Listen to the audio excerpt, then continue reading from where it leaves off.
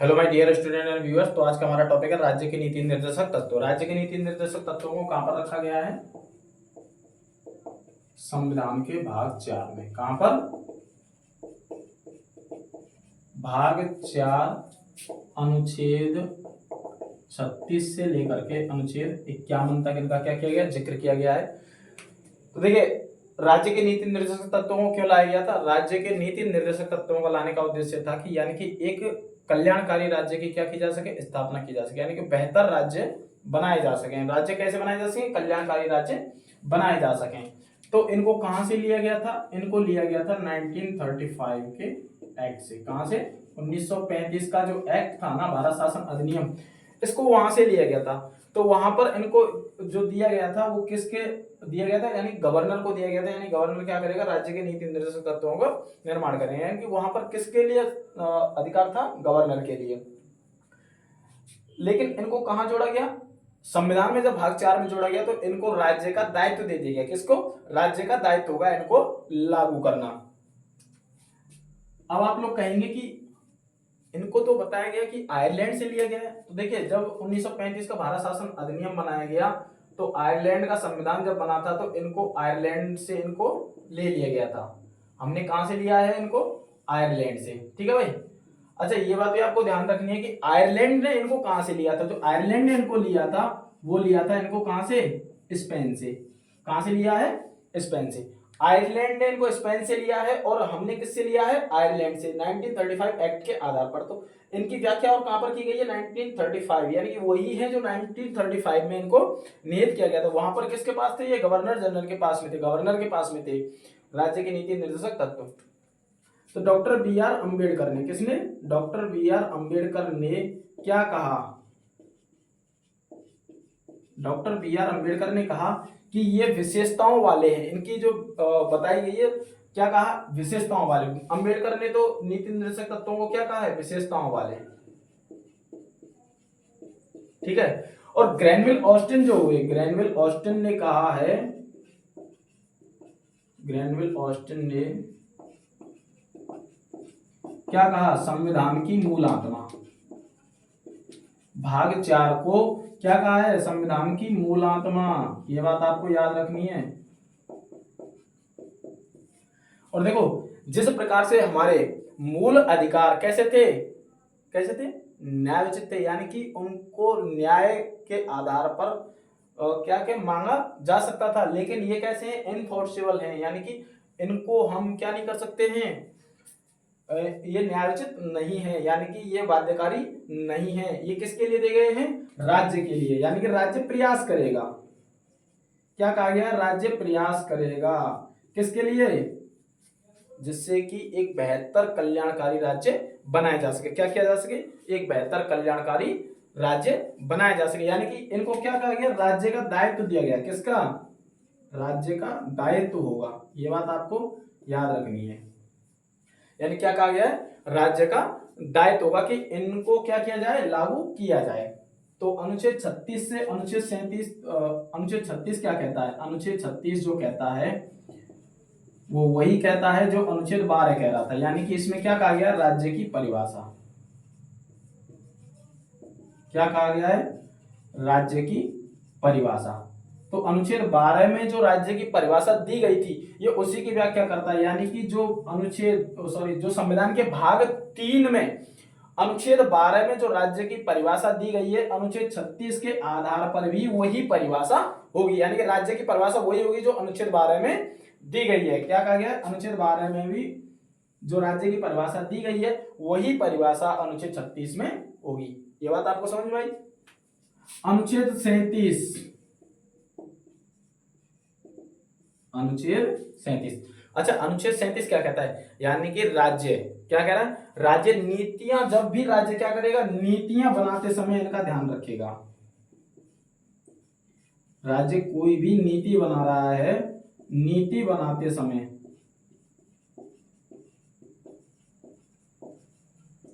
इनका क्या करना है? पालन करना है भाई, इनका पालन करना। यानी देखो, राज्य जब भी कोई भी ऐसी पॉलिसी बनाएगा या नीति विधि कानून कुछ भी बनाएगा तो राज्य प्रयास करेगा कि वो एक बेहतर कल्याणकारी राज्य बनाने के लिए इन सभी का क्या किया जाए, पालन किया जाए। राज्य इन सब को क्या करेगा, ध्यान में रखेगा। ये किस में है, अनुच्छेद 37 में। अनुच्छेद 38 क्या कहता है, अनुच्छेद 38 कहता है कि देखिए भाई, राज्य को बेहतर बनाने के लिए हमें क्या करना होगा, एक न्याय व्यवस्था क्या करनी होगी, एक न्याय व्यवस्था करनी होगी। और वो न्याय व्यवस्था जो होगी वो किसके आधार पर होगी, आर्थिक, यानी कि आर्थिक, सामाजिक व राजनीतिक, क्या होगा, सामाजिक, आर्थिक व राजनीतिक न्याय व्यवस्था। सामाजिक, आर्थिक व राजनीतिक क्या होनी चाहिए, न्याय व्यवस्था का पालन किया जाना चाहिए। यानी कि हमें कल्याणकारी राज्य बनाना है, तो कल्याणकारी राज्य बनाने के लिए हमें क्या चीजें ध्यान में रखनी होंगी, आर्थिक, सामाजिक व राजनीतिक न्याय को ध्यान में रखना होगा। अगला जो हमारा अनुच्छेद है, अनुच्छेद 39। और देखिए अनुच्छेद 39 में जो हमने रखे हैं वो रखे हैं 6, इसके सब क्लॉज हैं, 6 सब क्लॉज हैं अनुच्छेद 39 के। और 6 क्या कहते हैं, ये आपको विशेष ध्यान में रखना होगा। अनुच्छेद 39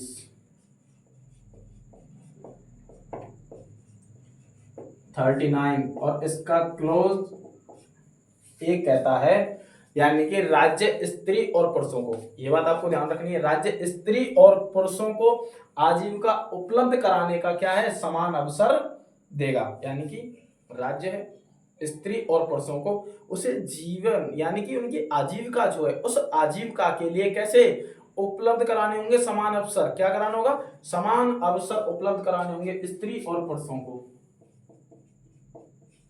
स्त्री व पुरुषों को क्या, आजीविका के,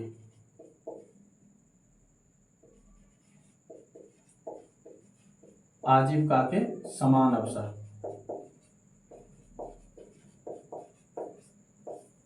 ये क्या कहता है, अनुच्छेद ए, किसका, 39 का। अनुच्छेद 39 का वी क्या कहता है, अनुच्छेद 39 का वी कहता है कि यानी कि जो राज्य है वो प्रयास करेगा जो भौतिक और मानवीय जो संसाधन है, यानी कि भौतिक और मानवीय संसाधनों का जो आवंटन करना है वो इस तरह से करेगा जिससे क्या हो, सभी का कल्याण हो। यानी कि जो अधिकतम लोग हैं, कैसे, कम नहीं, मैक्सिमम लोगों का क्या किया जा सके, कल्याण किया जा सके। राज्य प्रयास करेगा किसके आधार पर, भौतिक और भौतिक व कैसे संसाधन होंगे, मानवीय संसाधन, मानवीय संसाधनों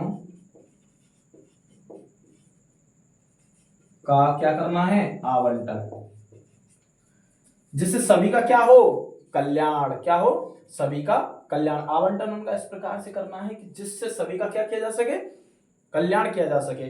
इसका सी क्या कहता है, अनुच्छेद 39 का सी क्या कहता है, अनुच्छेद 39 का सी कहता है कि देखिए राज्य आर्थिक संसाधनों का, अब वो यहां पर तो कहा है उसने भौतिक व मानवीय, अब यहां पर जो कह रहा है वो कह रहा है आर्थिक संसाधनों का, आर्थिक संसाधनों का, वही पूरी बात है। आर्थिक संसाधनों का आवंटन भी इस प्रकार से किया जाएगा जिससे अधिकतम लोगों का क्या किया जा सके, कल्याण किया जा सके, क्या किया जा सके, कल्याण किया जा सके अधिकतम लोगों का। यानी कि आर्थिक संसाधनों का भी इसी प्रकार से आवंटन किया जाना चाहिए जिससे अधिकतम लोगों का क्या किया जा सके, कल्याण किया जा सके। अनुच्छेद 39, अनुच्छेद 39 का डी क्या कहता है, अनुच्छेद 39 का डी कहता है यानी कि जो समान कार्य है, क्या है, समान कार्य, यानी कि अगर कार्य समान है, समान कार्य और समान ही वेतन होना चाहिए। समान कार्य का क्या होना चाहिए भाई, समान ही वेतन दिया जाना चाहिए। यानी कि ऐसा नहीं कि कार्य कुछ और है और वेतन भी कुछ और है। यानी कि उनका कहने का तात्पर्य क्या है, यानी कि ए कोई व्यक्ति है, ए पुरुष है और बी महिला है, लेकिन दोनों के बीच में जो काम है वो काम सेम है, लेकिन दोनों को क्या है, वेतन बराबर नहीं है। यानी कि ए और बी को क्या है, वेतन में अंतर है, उसको ज्यादा पैसे दिए जा रहे हैं ए को और बी को कम दिए जा रहे हैं। यानी कि स्त्री और पुरुषों के बीच में क्या है, भेदभाव नहीं होना चाहिए। यानी कि किसको, कार्य को लेकर के और वेतन को लेकर के। अगला जो इसका पॉइंट है ई। ई क्या कहता है? ई कहता है कि राज्य स्त्री और पुरुषों को ऐसे कार्य नहीं करने देगा जो उनके क्या स्वास्थ्य को क्या है खतरा पैदा पहुंचाते हों। यानी कि राज्य स्त्री और पुरुषों को ऐसे कार्य नहीं करने देगा जो उनके स्वास्थ्य के क्या हो खिलाफ हो, यानी कि जो उनके स्वास्थ्य को क्या पहुंचा रहे हो, यानी कि ऐसे कार्य करने से मना करेगा। ऐसे कार्य करने से क्या करेगा? मना करेगा, जो क्या करते हो उन जो स्वास्थ्य को जो स्वास्थ्य के क्या हो खिलाफ हो।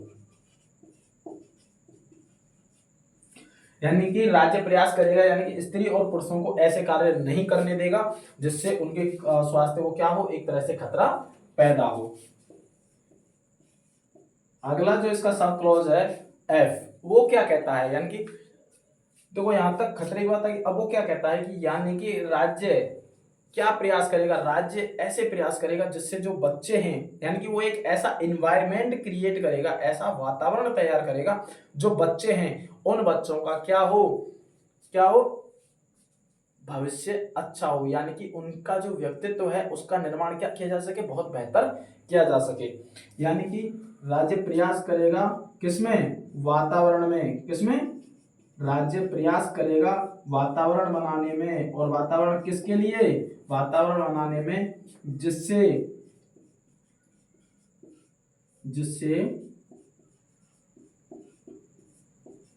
बच्चों के क्या हो सके, व्यक्तित्व का निर्माण। व्यक्तित्व का निर्माण, ठीक है भाई।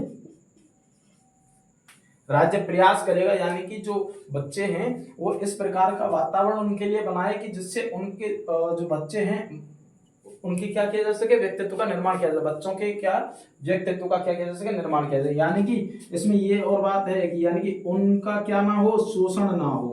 उनका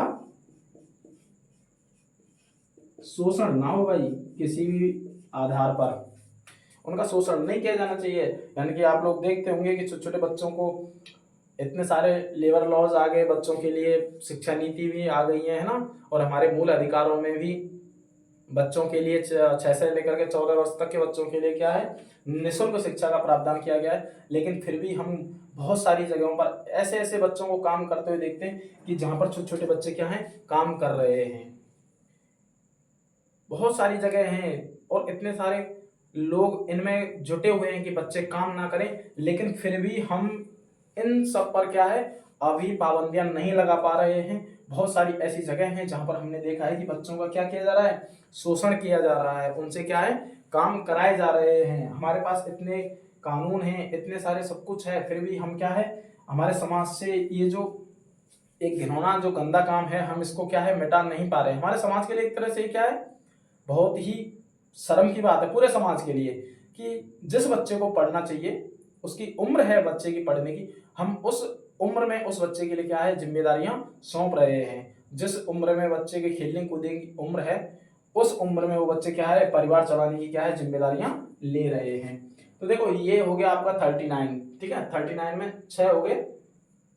देखो 39 में 6 जो हो गए, वो सबसे इंपॉर्टेंट जो इसमें 2 हैं वो हैं बी और सी। बी और सी क्यों है कि देखिए, सरकारें एक कल्याणकारी राज्य बनाने के लिए प्रयास करती हैं कि ये सब चीजें क्या है, लागू की जाए, नीति निर्देशक तत्व लागू किए जाएं। लेकिन हमारे मूल अधिकार भी हैं, ये तो बाध्य योग्य नहीं है, लेकिन हमारे मूल अधिकार तो बाध्य योग्य हैं, हम उनको लागू करवा सकते हैं। इनको लागू नहीं करवाया जा सकता है नीति निर्देशक तत्वों को, लेकिन मूल अधिकारों को लागू करवाया जा सकता है। तो इंदिरा गांधी की सरकार बनी, दोबारा जब सरकार बनी इंदिरा गांधी की 1971 में, तो उन्होंने क्या किया, 25वां संविधान संशोधन किया। क्या किया? 25वां संविधान संशोधन किया। और जब 25वां संविधान संशोधन किया तो उन्होंने क्या कहा, यानी कि उन्होंने एक सब क्लॉज जोड़ा, और सब क्लॉज जोड़ा 31 का सी।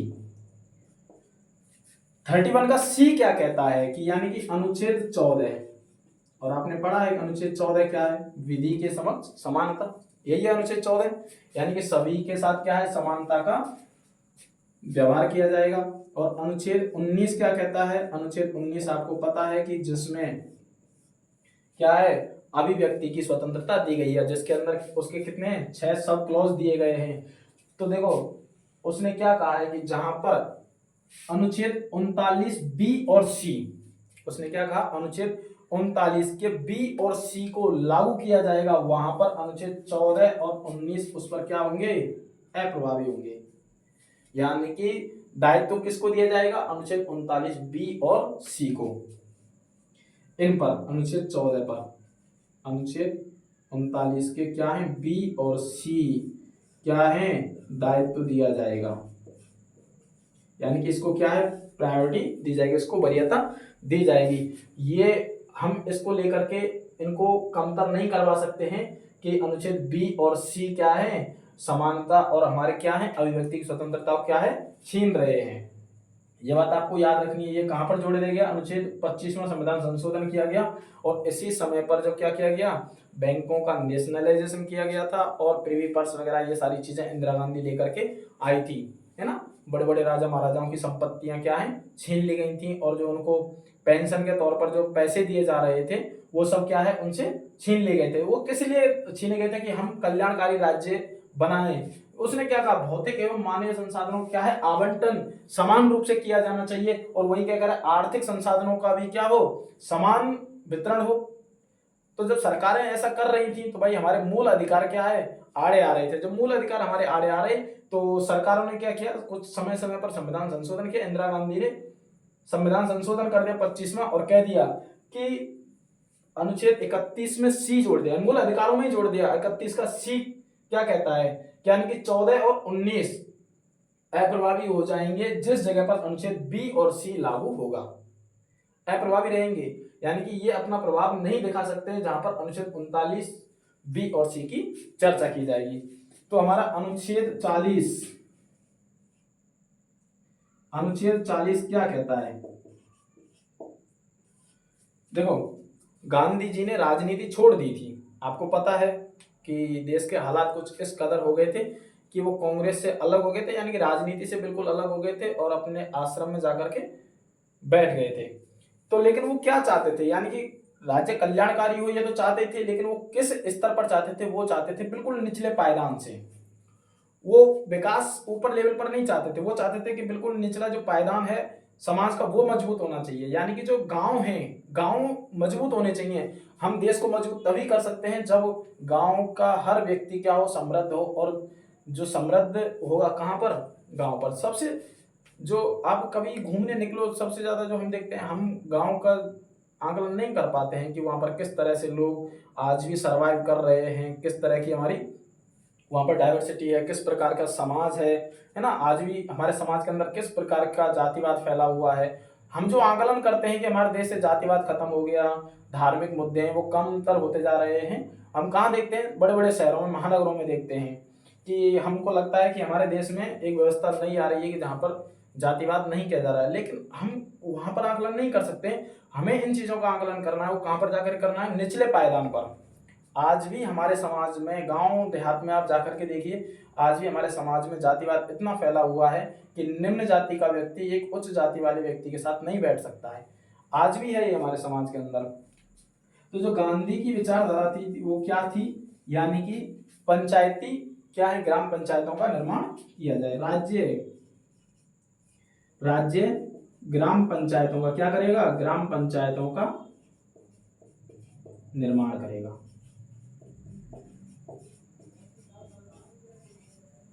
राज्य क्या करेगा, ग्राम पंचायतों, यानी कि ग्रामोदय की योजना होनी चाहिए। यानी कि क्या होना चाहिए, गांव सशक्त होने चाहिए। और सशक्त कब किए जाएंगे, जब हम गांव को उन्हें चलाने के लिए क्या दे देंगे, कुछ अधिकार दे देंगे।